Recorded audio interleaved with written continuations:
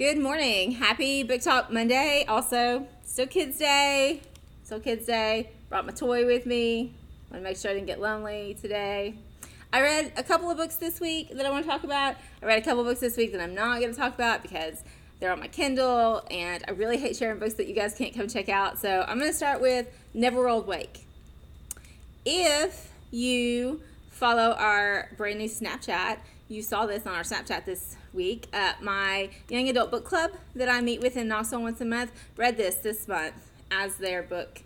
So if you've seen the movie Groundhog Day, where he has to repeat the day over and over and over again until he gets it right, that's what happens. These kids, they get back together after a year. One girl has gone off to a different school because there's been a tragedy and she kind of wants to get away. Well, she comes home, and you know how parents are. They're like, oh, you should get together with your friends. They've missed you so much. And she's like, really?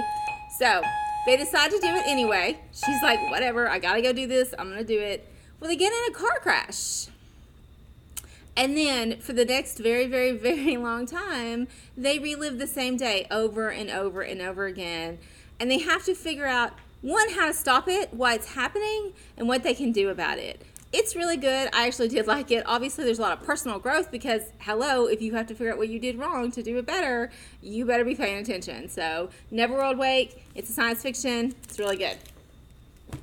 Switching over to contemporary, Tiny Pretty Things. It's a book about ballerinas and boarding school. So these girls are at a dance academy in New York. And as you can imagine with ballerinas, there's some not eating enough, not being nice to each other, always feeling inadequate, always being hungry, or not being hungry because you haven't eaten in so long you can't tell. There's a lot of infighting and backstabbing and glass in the heels, and whew, it's pretty intense. So it's Mean Girls at a ballet school. That's all I got to say. And the last book that I want to talk to you about is Shout. It's by Lori Halsey Anderson. She's the person who wrote Speak. This is a biography of her life, but it's in verse.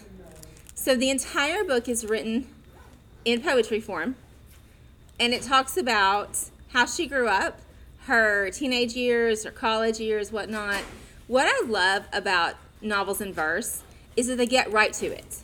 Like, they're literally not wasting any time on descriptions of mountains. They're not talking about what color their hair was. They're not talking about any of the things that sometimes get boring in nonfiction books. Novels in verse are almost exclusively like reading dialogue, which I love. Huge fan of reading dialogue. So it's really great. It talks about why she thought she needed to write Speak and how it changed her life to write Speak. So it's really good. We do have it in poetry because it's a novel in verse, even though it's a biography. So if you're interested, come by and check them out. They'll be on the shelf. Thanks, guys.